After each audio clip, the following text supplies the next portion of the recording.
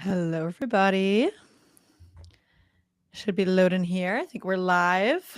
All right. Welcome in. I'm so excited for this live stream today. We're going to be talking about what law schools are doing when they really do read your application and what this means for you, how to make any sort of impact or how this is going to have any sort of impact on your guys' applications. I'm Bailey. I'm one of the tutors, live class instructors here at Seven Sage. I'm here with our awesome person who's in charge of admissions, Ethan. I actually forgot your specific title. Introduce yourself. I'm the coordinator of the law school admissions program at Seven Sage. So. Amazing.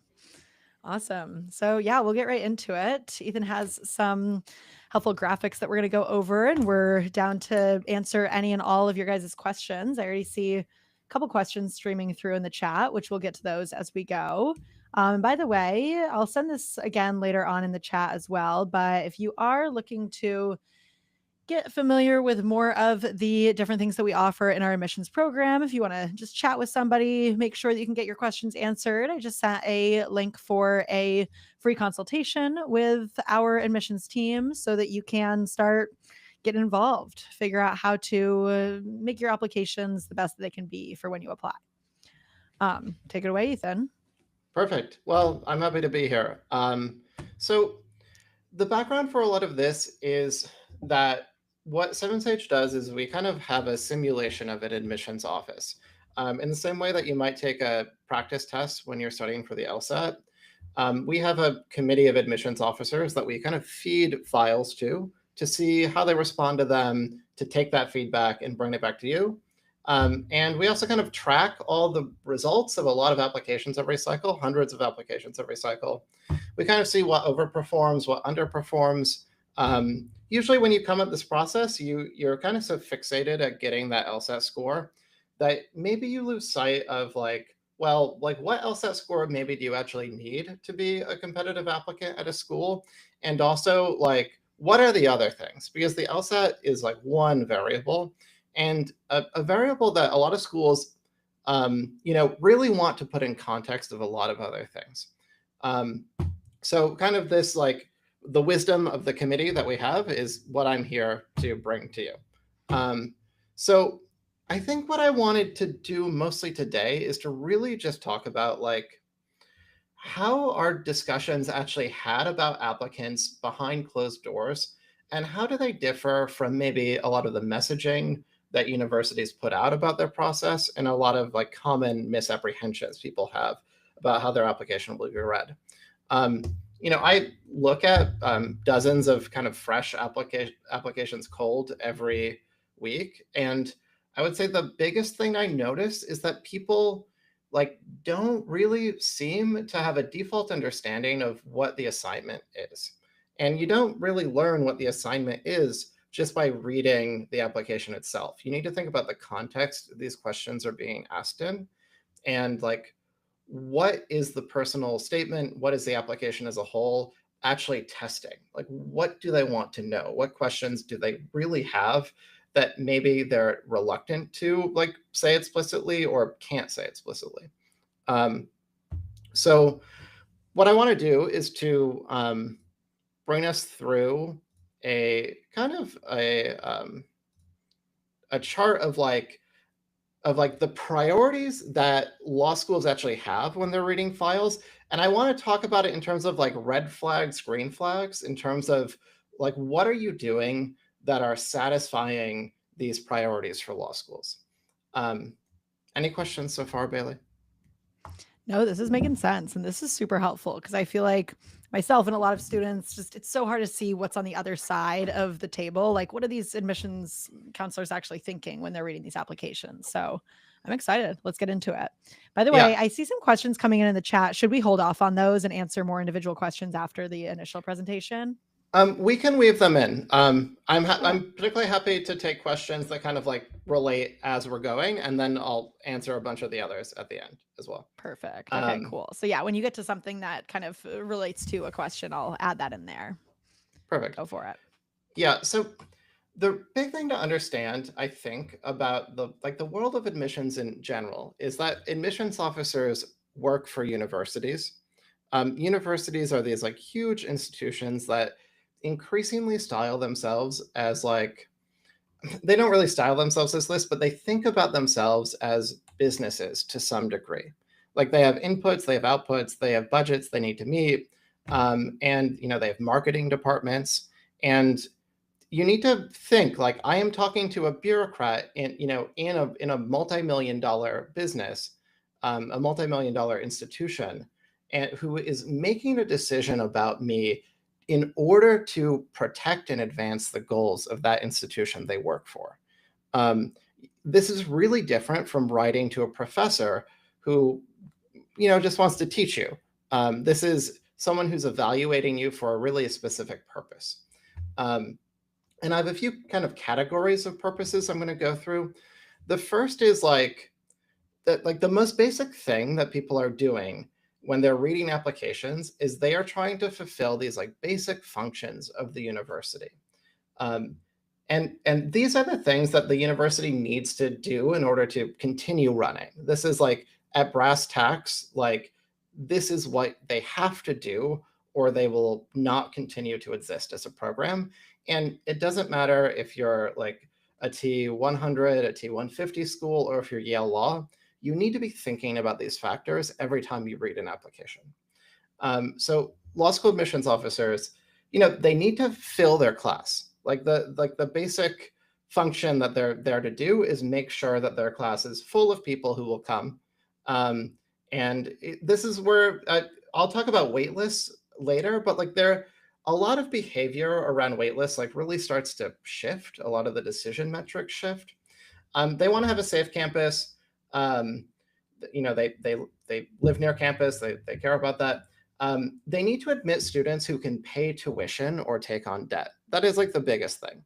Like we need to get people to come in essentially as customers to some extent so that our institution can continue operating.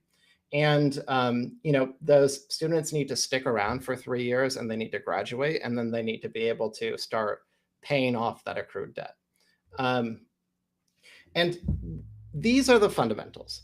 And there are like red flags and green flags. I'll do the red flags first for like ways you can already kind of fail the admissions metric, fail the admissions game, if you're doing one of these things. So these are like before they're even really thinking about like your why law narrative, before they ever even consider your LSAT score, like these are the red flags they're considering. Like they're not going to consider someone who won't actually come. And schools have this whole idea of who will actually come to their law school. They run like comparative analysis on like kinds of applicants, based off of where you're from, kind of like where you went to undergrad, what your goals are. And they'll have a pretty clear idea if you would seriously come to their school based off of your numbers. Anyone that makes them nervous in any way, and they are kind of trained to be particularly sensitive. Like these are also the people who sit in on student conduct meetings and things like that, and they really have an eye for anyone who might like cause the university any problems. They need to filter out. They're professional gatekeepers, and this is kind of a big change from previous years, where before, when you would apply to law school, you were essentially guaranteed to get loans to go to law school. Now there is a cap on how much debt you can take on to go to law school. For top law schools, there are ways that they close this gap. They work with lenders. But for other law schools, and I see admissions officers beginning to talk like this more, where they will have the conversation of, can we offer this person enough merit scholarship to enable them to come here? So these are like the fundamental issues that you kind of need to address. This doesn't mean you need to like write about them in your application, but there are ways that you can like send the wrong signal in your application. Any questions so far? No, that makes sense. And I think, okay, wait, some of these questions might be able to weave into the you make them nervous red flag. Like I think a lot of people are worried about when they're applying in the cycle and, waiting until they get the highest score. Or does applying late matter? Do you think that sort of like when you apply in the cycle factors into any of these specific red flags? Um, it it does factor into the like filling their class thing, where later in the cycle, they are getting a sense of like who is applying, like who has already accepted or put down a deposit, and that kind of changes. It might make a school either more or less desperate to fill their class with certain kinds of people. Um, Generally, and I'll talk about this a little later. I kind of think about what admissions officers do is they're kind of playing this like big like board game against other admissions offices, and like like being a piece in their pool kind of earlier is usually better because then they can figure out different ways they can use you in this game they're playing. If you come in later, it's like they're looking for those very precisely. They're looking for those really like jigsaw shaped people to fit really specific holes. If they're making decisions off of the wait list over the summer, they'll think things like, okay, we need specifically a woman who has an LSAT above a 173. Um, that could be something they're kind of thinking. So yeah, timing does matter. Earlier is usually better. If you're like a stronger candidate in general, timing matters less. It's the more extreme splitters that really should try to apply. I would say before Thanksgiving is usually the kind of golden rule. That's where there are more opportunities for them to figure out if you'll be useful to them. Nice. Okay, sweet. That's super helpful. And I guess just to make sure like these specific questions are getting answered. So they were all like related to when you're applying, but I guess okay, so somebody's taken the LSAT 2 times now, was planning to take November and apply this cycle. Is it worth waiting until next cycle, getting a strong score and having more time for essays?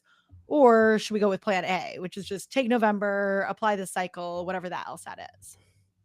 The November LSAT is still like a fine train out of the station, so your application can come together perfectly well if you take the November LSAT, get the right score, and kind of apply right when the score comes back. It would be my goal. There are a lot of other things I would need to know about your application in order to answer that more solidly. Like, is the LSAT like the last piece you're waiting for on an otherwise solid application?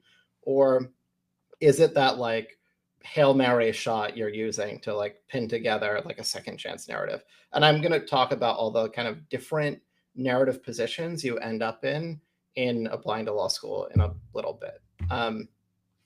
Let me pull over like the kind of green flags here because there are actually more of them.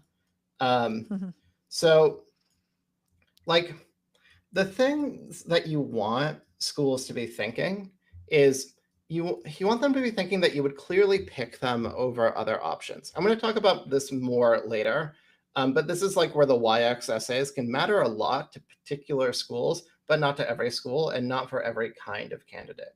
A YX essay is an essay you write to explain why you want to go to that law school in particular. You ideally, you're someone who finished undergrad without a problem. If not, you're probably writing an addendum.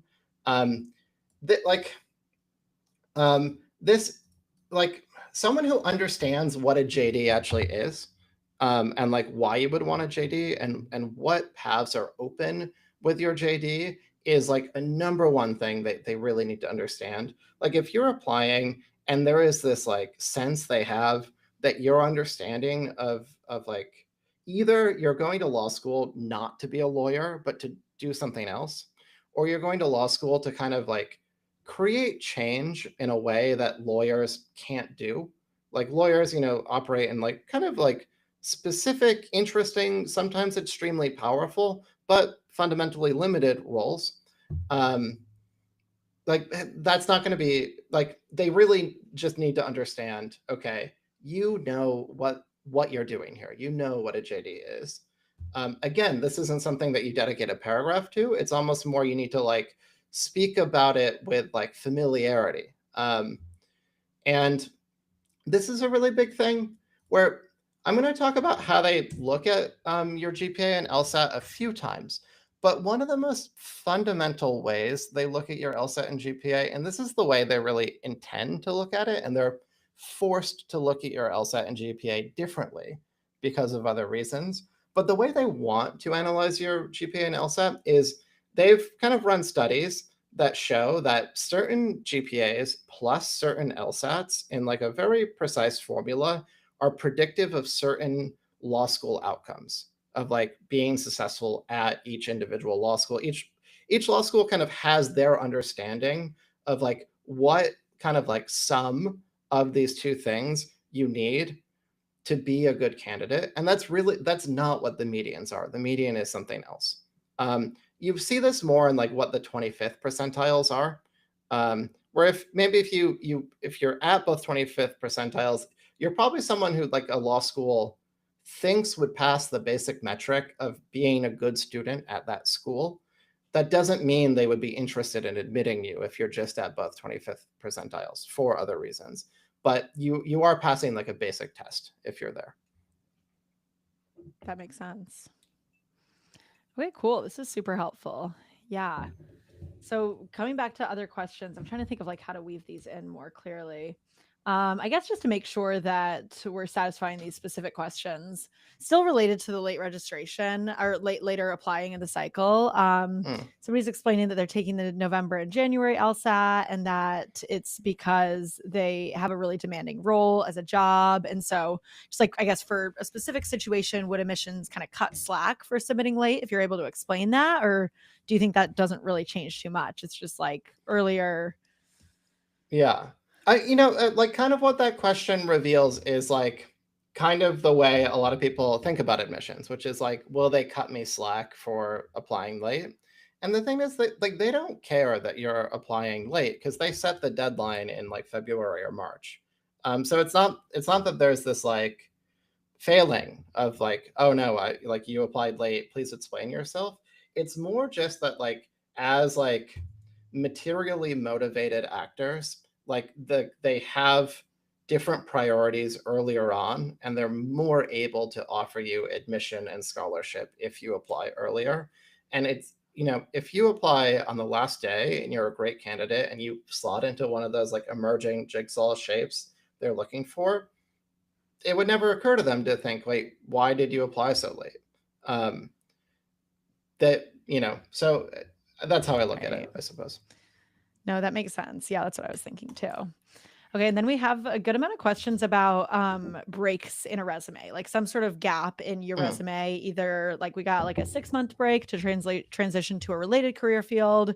Should we write an addenda explaining the gap? Is a gap in your resume a red flag? And same thing here, but it was just more like a gap in your resume to study for the LSAT full time. Is that a red flag? Should we explain this? What do we do here? Yeah, you probably never want them to know that you took time off to study for the LSAT because you're being like, the thing about the LSAT is that law school admissions officers have like a kind of troubled relationship with it, where on one hand, it's a test they understand and they understand that it's broadly predictive of how you'll do in law school. On the other hand, a lot of them are kind of like leery about over relying upon one test, particularly a test that like has had some like high profile like mess ups in the past in terms of like how LSAC like has handled certain things. Like there were major proctoring issues a few years ago.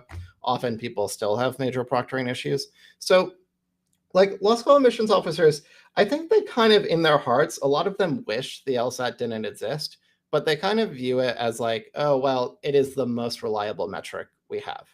Um, but then if you tell them, but then if they're comparing someone who worked like a full-time job and their LSAT score versus an LSAT score of someone who was able to study for 6 months kind of full-time, that's where they start to be like, oh, actually this other person's LSAT score that's the same is actually kind of like more indicative of like living a busy life and performing at a very high level.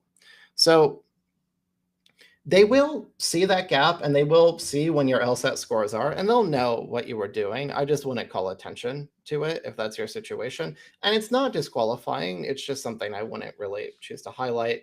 And I definitely wouldn't explain it in an addendum that it was something you did intentionally. in terms of resume gaps, like a lot of people applying to law school like got laid off from like government jobs recently, or got laid off from tech things recently, because there's a big like societal realignment. There's like a employment crisis in certain fields. So the it actually makes perfect sense when I see admissions officers evaluate applications. They see someone who was laid off from like a federal job in in February, and they're like, oh, of course. Like, of course, this person wants to go to law school now and then get a JD and kind of like restart, because like maybe this industry they were working in, like it doesn't really exist in the same way for the next 3 years. So yeah. You do want to explain gaps, and I would say more importantly, you just don't want to seem like idle. I would say, like you want them to kind of see that you're like making plans, like an addendum that says like I'm about to get a job, or maybe it explains like other things you're doing while you're kind of off of work. That could work in certain contexts. No, that totally makes sense. And then I guess similarly related. Wait, do you want to keep going on other things that you had prepared, or do you want me to just keep going questions? Because there's plenty of questions. Yeah, let me go a little more, and then I'll loop around and take more questions. Maybe I'll do the next kind of chunk of this. So, like the other thing to think about is like, so this is like the fundamental things. This is like just what university administrators need to do. This is like they will divert to these things or revert to these things. And then slapped on top of this is like US News and the ranking metrics. So there are things that schools are forced to care about because they're kind of forced to care about their rankings. And the thing to understand about rankings in general in terms of law school is that like universities think that the rankings are kind of stupid. Like if you talk to like law school deans, they think like, oh, like US News like doesn't know what it's talking about. It very arbitrarily picked a few things to look at, and their ranking metric is like totally bonkers. And the reason why we need to care about it is because the applicants care about it, and it drives how they make decisions. And because, like, say you would totally go to a school ranked number 10 over a school ranked number 20, that means the school ranked number 20 would need to give you a lot more in scholarship in order to tempt you away if they really want you. So that's kind of why they care about rankings. And like like the broader university like really cares about the rankings of its individual institutions. They probably do a lot of marketing and like alumni fundraising off of these facts. So they need to care about the ranking. Ranking alone is I think a really bad way to determine if you should go to one law school or another. It kind of approximates things that do matter, though. So when they're doing rankings, like they need to secure their target LSAT and GPA medians. And this is where a lot of people kind of go wrong, because they're kind of stuck up in this mindset, which does matter, but it's like looking at the GPA and LSAT as this like holistic story. That's true, but like slathered on top of that is this like kind of board game factor where a school like looks at an applicant very coldly and cynically as, does this person help both of our medians, hurt one, help the other, or hurt both? And like they admit people from all of those categories, but the demands you have are kind of different. This is where I might go. I'm just going to hit this, and then I'm going to go and explain this kind of like median point a little more. They need to admit students who will pass the bar. Like this matters tremendously to them for more reasons than just rankings, but bar passage rate kind of matters. This is why I say a really bad red flag is just saying you're bad at standardized testing. This is something people sometimes write in their LSAT addendum. Not good. Not good. Like, well, sometimes you do say it because it's like there is like a category of person who's like truly just bad at the LSAT, but they're good at everything else. And like you do, and like maybe like you show like, oh, actually, like my ACT or SAT scores were really low, but my GPA was really high as well. So like I just know this isn't predictive. But they do have back in their mind like, oh, the bar is a standardized test that you need to pass. So like we care about that. They need to keep their acceptance rate low. And this is where that like admitting people who will go there really matters. And they need to admit students who will get JD required or advantaged jobs. So these are kind of the red flags. Like if you don't help at least one of their medians, and in some respects, it's a real like kind of binary. It's like, are you at one of the medians or not? And being at least one median is like a tremendously better situation to be in than being like a hair below it, because you're like helping them like secure this target goal they've set.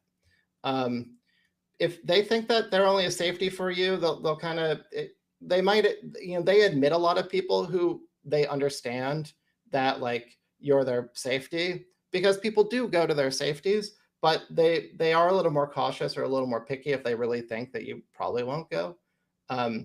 This is where schools will literally ask like, what other schools are you applying to? And you kind of just answer like, oh yeah, I'll tell you. And they close read that. They really analyze what other schools you're applying to. And they have all these conclusions about how likely you are to go to their school based off of what you reveal about which other schools you're applying to. So when you're answering that question, you kind of have to be like a little strategic. And if you haven't thought about your law career path, like they're thinking like, oh, like, will you get this JD required advantage job? If your goal of going to law school is like to do something else, like that will hurt their ranking. So they kind of need to think about that. Green flags here, not as many. You help both medians. That's like a super green flag. You go basically to the presumed admit pile, and then they like kind of scrutinize you compared to other people in that pile. If you seem like someone who would interview well, like that's super good. A lot of AOs now use the term like firm ready. Their partnerships with like big law recruiters on campus are pretty important. So they're like always thinking like, we need to admit people so that like when like White and Case comes, like we'll have people to give them for their summer internship programs. And they also just have this sense of like, okay, who is like the kind of person who like usually comes and does well, and they try to do just like pattern recognition off of that. Yeah, let me kind of walk you through this like buckets thing a little bit, which is something I use to explain the different positions you might end up in as an applicant.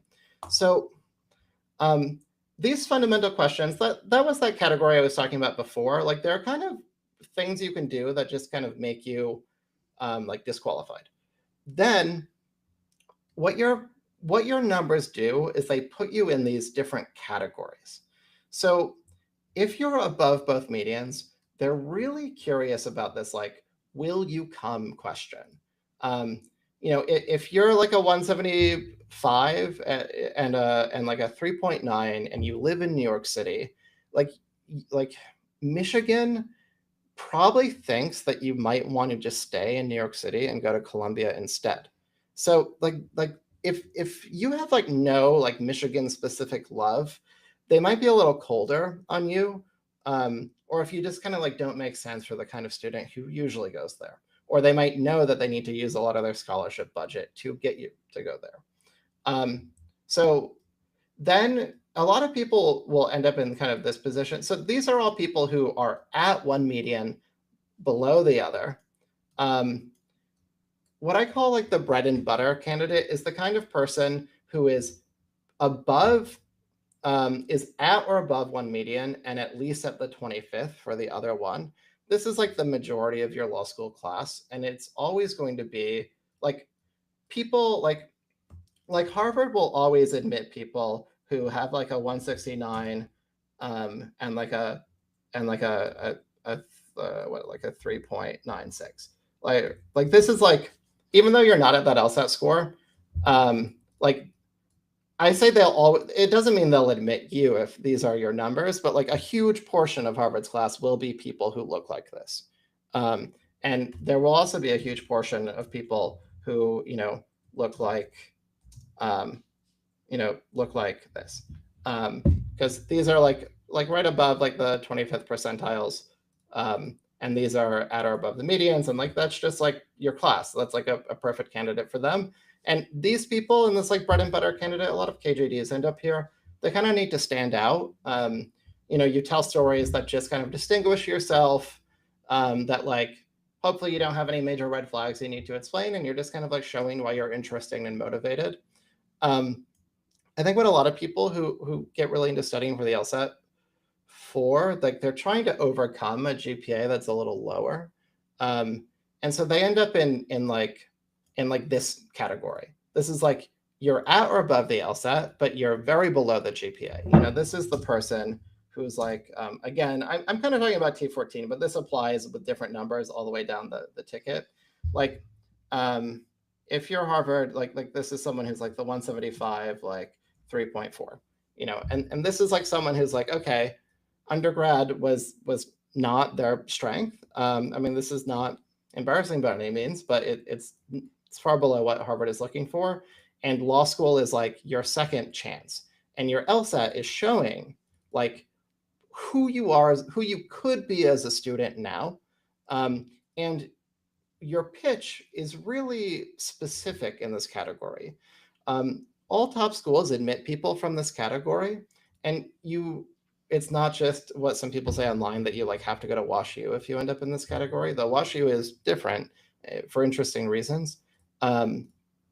But they see this person and they're like, okay, you're really good at tests, you're like really smart, but like, are you that studious? Like, do you actually turn your homework in on time? Did you just like kind of like go ham on the LSAT? And there's all these kind of like narrative demands for people in this category. And the other category is kind of the same, or the precise like mirror, where you're at the GPA median, you're below the LSAT, and it's like, okay, you're studious, like, can you be good at tests? Like can you do the intellectually rigorous work of the school? And they're kind of different narrative demands. Our consulting program kind of like treats these people differently and kind of like steers them slightly towards different essays. And then finally, just to close this out, there are people who are below both. And if you're below both medians, you can get into these schools. Like every school admits people who are below both of their medians. They just kind of come from two categories. Either they're helping them with some secondary goal, like meeting a demographic goal, and that's more complicated this year, but it still exists. Or they're like just below both, and they just really love you, and it's like really clear that you have a lot going on, and it's just kind of by chance that you're below these like really demanding inflated medians, and they get like a budget for people they love who are just below both medians. So yeah, I'm happy to pause and take some questions because I know that was a lot. No, this makes a lot of sense. Thank you so much. Super helpful. And I think a lot of these questions will be related to what we were just talking about. So, a lot of people, it seems, are stressed about having a lower ish GPA. Some of them are around the 3.5 range, which I think we've kind of already talked about. But I think the fundamental question behind theirs is, so what do I do? Like, is it really worth focusing that much on the LSAT? Will the LSAT, a higher LSAT score, bring my application up? And I mean, my presumptive answer is yes. Any thoughts on that?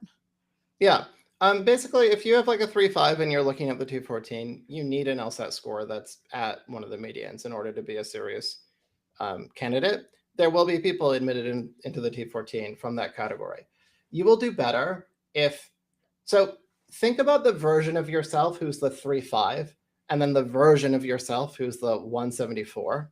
You want them to meet the 174. Like that's like the person you are in the essay. That's like who they're getting excited about. The person who's like great at the LSAT. You never talk about the LSAT in these essays. Like really, like just never talk about the LSAT. They don't want to hear about the LSAT. Talk about like how you are a 174 in other aspects of your life. Like let's say you went to college, then you did, maybe it was interrupted, maybe you just like weren't really ready to perform at a certain level in college. You entered the workforce, you did some other things, you did some interesting things, and you just like developed into this person who could do really well in law school, and the high LSAT score is what you're doing to prove that. That's kind of who you are. That's who you're presenting yourself as. And then they just need some kind of explanation for, okay, well, what did go wrong? And it really shouldn't be the highlight of your application. Very rarely, if it's a really interesting story about like massive things you were dealing with in undergrad, it might be like a bigger part of your application if it was like family turmoil or something like that. But yeah, that's kind of what you want to do. You want to like highlight your strengths, show how you'll thrive, portray something you have as like a big feather in your cap that's not the LSAT. You really don't want the LSAT to seem like the only thing you have going for yourself. You need to spin another thing to be that kind of like feather. And then, yeah, and then you kind of like put on a strong, brave face and go for it. Nice. And on that note, too, people are asking about volunteer work or different softs on your application. Mhm. I guess just in general, like how is that weighed? Does volunteer work look similar to work experience? People are talking about Um, tier 1/2 softs, which I don't even know exactly what goes into that category. yeah, like the tiers of softs is an interesting idea. I haven't, it plays out kind of loosely, where like there are, I mean, basically there's like I think there's like sufficient and then superlative softs, where there's like a weak resume, and a weak resume I would say is someone who has not proved themselves. They either have not tested that the law is right for them in some kind of internship setting, or they haven't proved themselves in a separate professional setting where it's like clear that they're like an interesting, cool person who could then apply that success to law school. Like that's like kind of like the insufficient resume. There's still a path, but it's like that's the weakness. Then there's like the sufficient resume where it's like either you've had like this impressive other life and now you're going to law school, or you've kind of like walked like the traditional like testing out if law school is right for me path. You're just like kind of that predictable like KJD who's like done one or two things, pre-law society, like mock trial, maybe one internship thing, and now you're like ready to go. And then there's like superlative stuff for like things that are like just really cool that makes you stop and say like, oh wow, that's really interesting. I'd love to talk to that person about that thing, or like you've really been a high achiever in some way. Um, that's how I look at it, I think. And yeah, volunteer work, it's something, and it can, I would say, like a lot of what I encourage people to do in our consulting program is like to, if there's time, get something on their resume. Um, if you don't have something that's like legally, again, it's not absolutely necessary. But the narrative I want people to avoid is is like you basically implicitly tell this story. I think that I will like being a lawyer, and law school is my way to test that hypothesis. That freaks a law school out because, then let's say you go to that law school, you realize very quickly, oh, wait, like I don't like this at all, or this is really hard. And then you don't finish the program. And then their graduation rate goes down and their ranking goes down and they lose money on tuition while you're, not there for that quarter or something. And that is the disaster they hire admissions offices to prevent. So like that's what you want to avoid doing. Cool. Right. That makes sense. Okay. So there's like so many other questions right now. Should I ask more? Should we keep going with something else? Up to you. Let me kind of hit one. Let me kind of just finish this out more quickly, Okay. and then let's take more questions. So, what I've been kind of trying to iron out or kind of hammer down is there are these like fundamental things law schools are looking for. Then there are these like kind of ranking things, and this positions how your narrative is. And then when you get to elite law schools, they actually do care about these like kind of more nebulous prestige factors.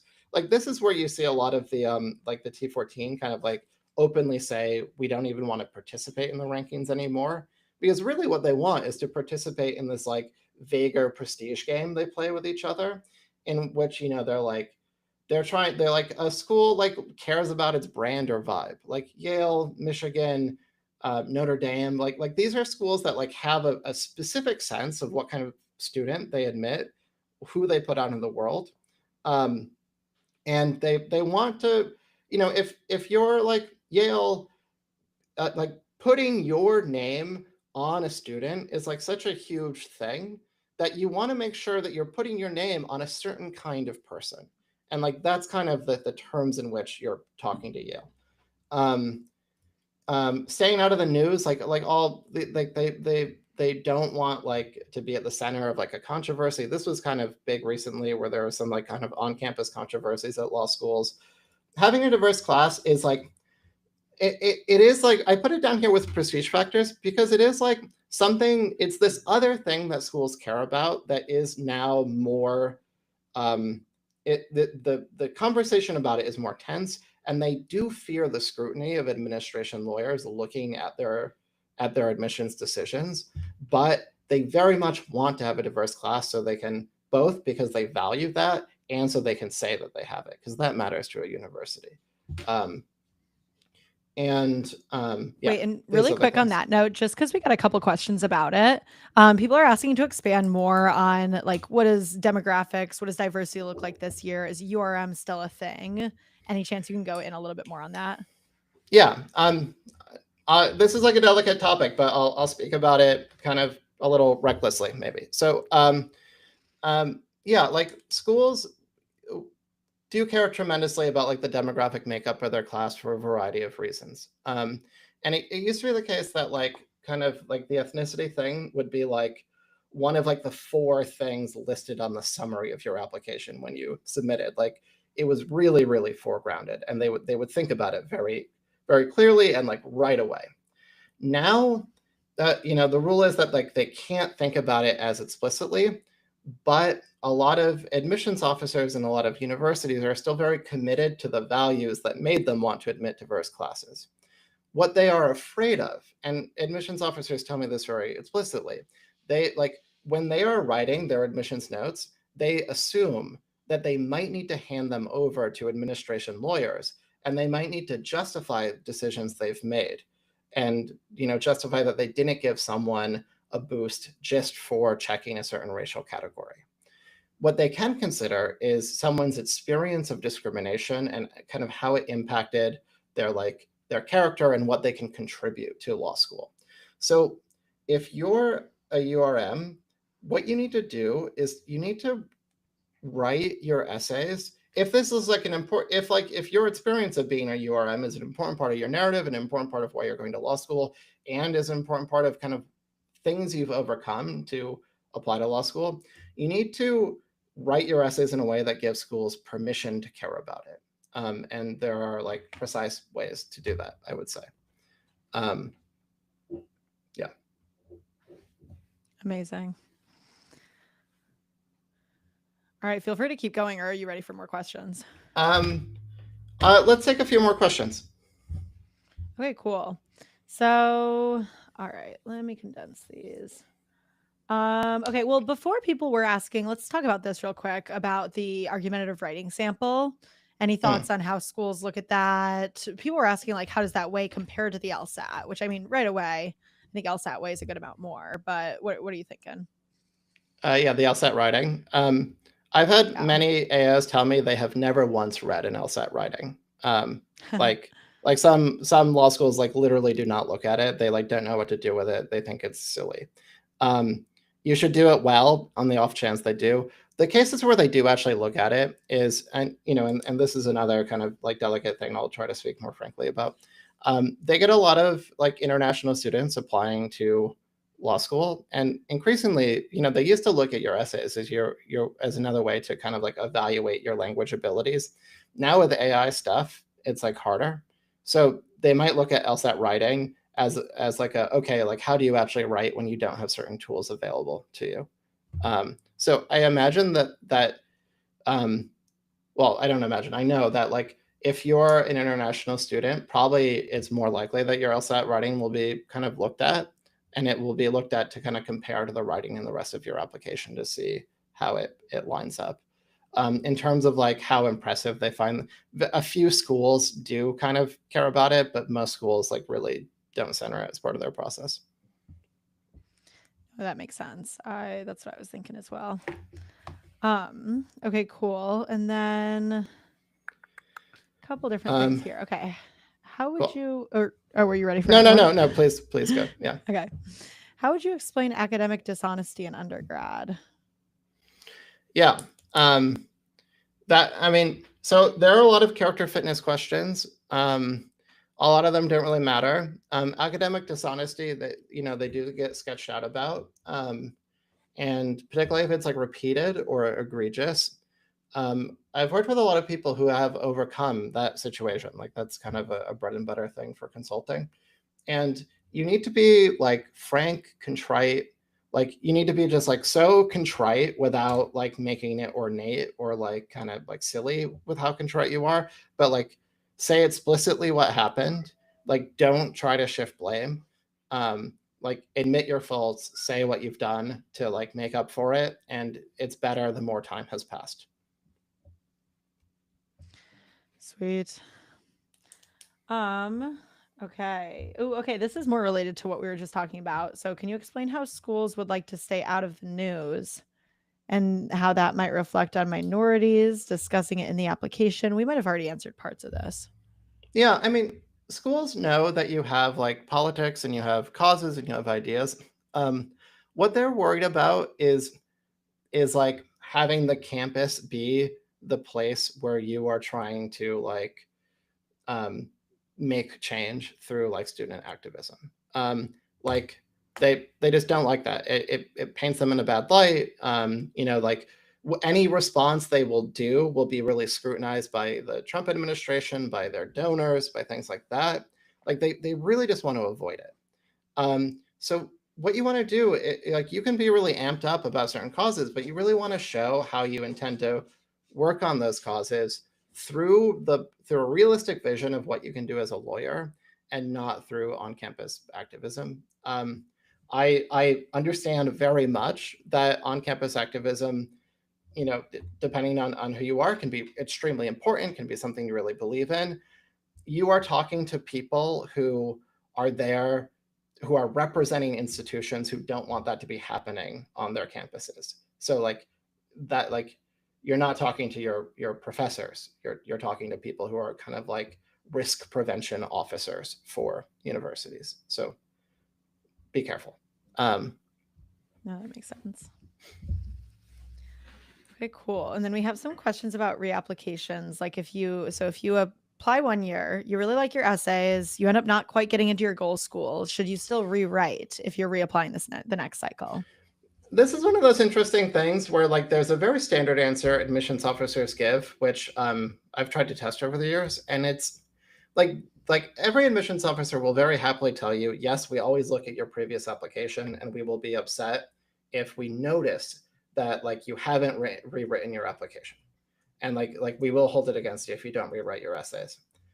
I talked to an AO recently who said like, oh, actually this year, and he's rating for a T14 school, this year we are explicitly never looking at your previous applications, because in a previous year, like you could check like which race you are on that application, but this year you can't.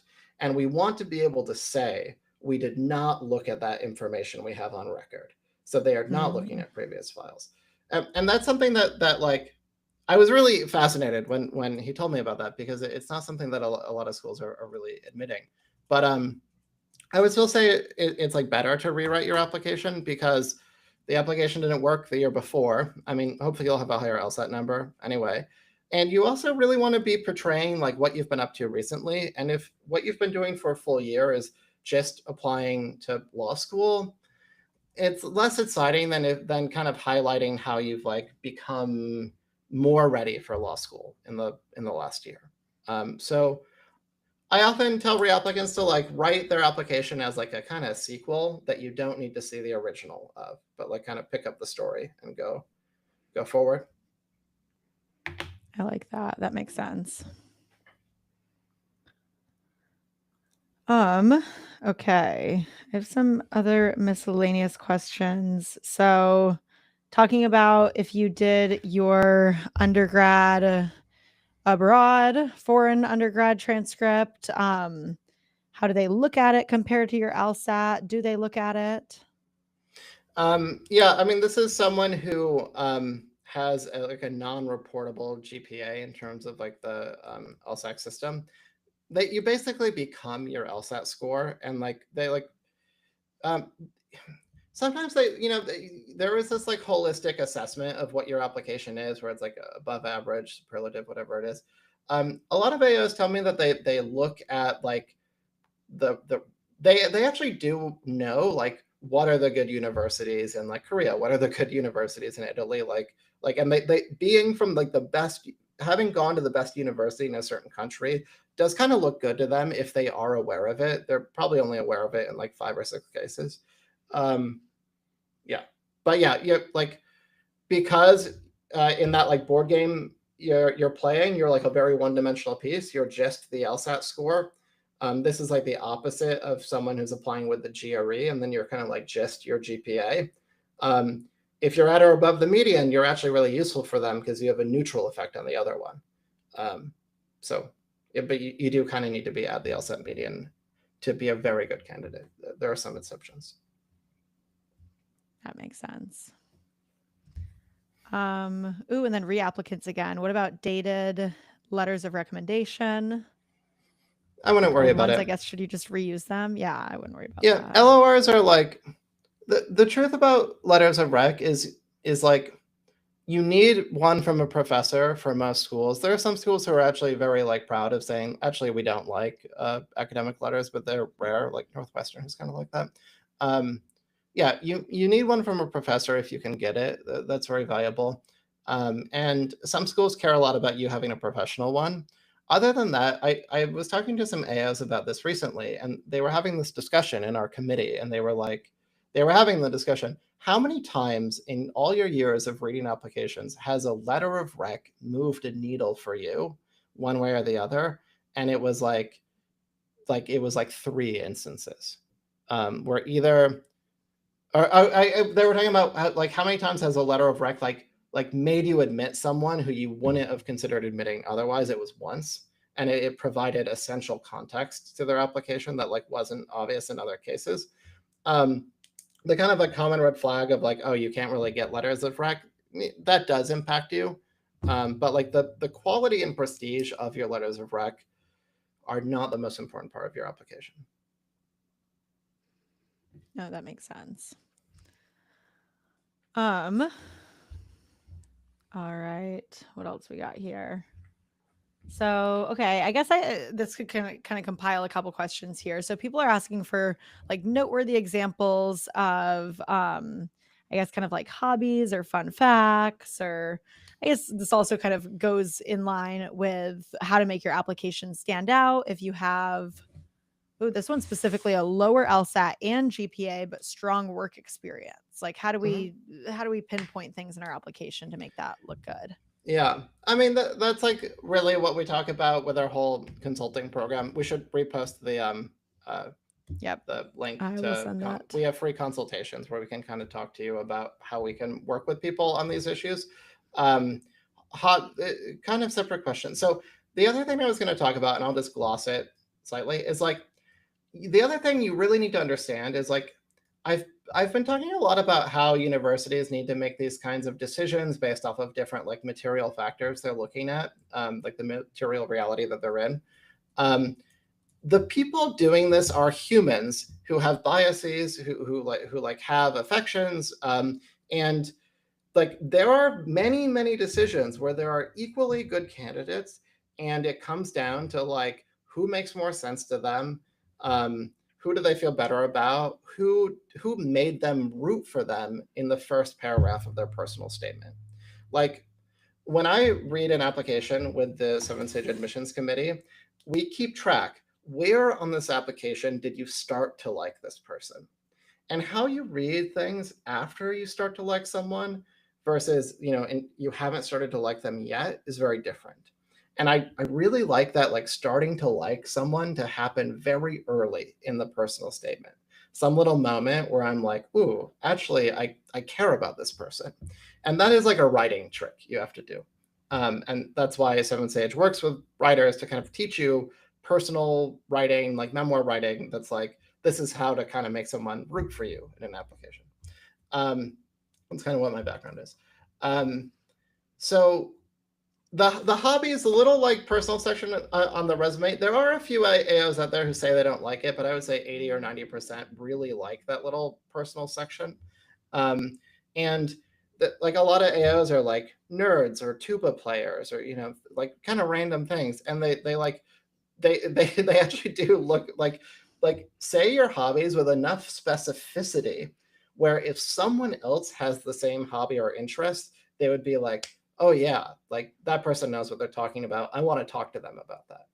So like, don't say like hiking, like because there's very little you can like latch onto that. Like say like something you've done or like a certain kind of thing, like ultralight backpacking or something like that would make someone kind of like, oh, wow, that's interesting.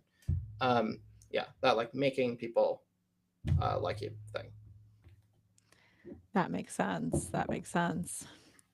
Okay, and then we have some other questions. Well, first of all, right away, what about a higher GPA and a low LSAT? You can improve your LSAT score. Come to my You can classes. Come. That's you what can 7 Stage is improve for. We're that. I mean, we're the gonna reason say. why we harp on the LSAT is because it is the movable thing. And I mean, the LSAT, you do need to think about like what is the overall story your LSAT is telling. Like this is an interesting example. Like if let's say that like what last year UVA's LSAT meeting was either 171 or 172. This is an example I sometimes use. If your like LSAT history looks like this, um, um, like that's a really nice LSAT history, and you're like that 175 is like really nice. Any school where their median is a 171 will see this and be like, oh, you want to go to Harvard instead of us, right? Because they'll see that like the 171 is gold to them, like because it's a median, not an average. All you need is the number, right? Maybe with like +1 for wiggle room in case they're targeting a higher number. So this is a really strong signal that you're like, actually, you're not my first choice. So there are a lot of nuances here. But yeah, the LSAT is the movable number.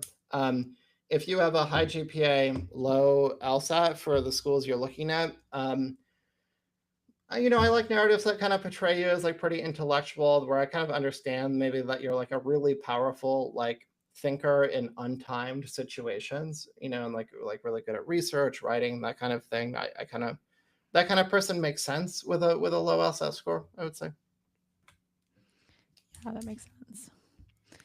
Okay, so I think we got to wrap it up in the next couple minutes here. Did you have anything that you want to make sure that we squeeze in before I throw like a couple final questions at you, or what would be the best use of our time? Sure, yeah. I'll just give you the quick pitch for the Seven Sage admissions program. What we have is really unique. We have this committee of admissions officers who reads things in test conditions, and we record the transcript of their conversation and just give it to you. So, we're not there to sugarcoat anything. We're there to say, like, this is literally what the people who make these decisions think about you behind closed doors. And like, and now let's talk about how we can improve what they think about you based off of this input. So it's the best admissions consulting program there is. And yeah, if you are thinking about making this investment of you're going to spend $300,000 to go to law school, think about take like an investment mindset and consider what you can do to improve your chances. Because if we can move the needle a little bit for you, a slightly better scholarship, a slightly better outcome, it pays for itself. Any other questions, or let's take maybe two more. Totally agree. No, that was really helpful. And again, you guys, we have that link to get a free consult and learn more about our admission stuff already pinned in the chat. We've sent it a few more times. You can scroll up if you're having trouble finding it, but you should be able to see it right at the top of the chat if you click that little 7 Stage LSAT prep law school admissions thing. Okay, last couple questions here. So Okay. Yeah, people have asked this question a couple times. So if you already have a higher GPA, what's a good LSAT range for a chance at a T14? Yeah, I would say that like you become one of those what I call the like bread and butter candidates. This is a really nice place to be when you're at or above the GPA median and your LSAT is at least at the 25th percentile. That is like an on par thing for you to be applying for. Um, if you can get where you're at both medians, that's tremendous. You might get money from schools, but try to at least be at one median and above the other 25th percentile. And there is nothing to explain if you're in that situation. You are a good candidate. You need a strong narrative. There are a lot of people like you competing for the same seats, but the numbers game is solved, and now it's the narrative game you need to work on. Amazing. Agreed. And I'm also sending, because some people might not know how to access those medians. We have a really helpful tool on Seven Sage, that entire schools tab on Seven Sage that I think I've sent this link that'll bring you to different tabs under it a couple times, will be very helpful in organizing your applications, what the medians are at different schools, and just lots of other advice related to admissions. So maybe start there, check out the admissions program as well. There's lots of tools that are going to be helpful right already on the website. All right. Amazing. I think Right. that's about all the time that we have. If you guys have more questions, you'd like to get them answered in the future, sign up for one of those consults, come to more live classes. I've seen a couple more LSAT related questions in the class, by the way, or in the chat, by the way, which didn't spend as much time answering here because this was an admissions related live stream, but come to any and all admissions related classes. You could always add comments on any of our other YouTube videos. We could try to answer them, but that's what these programs are for. I'd love to see you guys in these classes. Good luck, everyone. All right. Have a good night, you guys.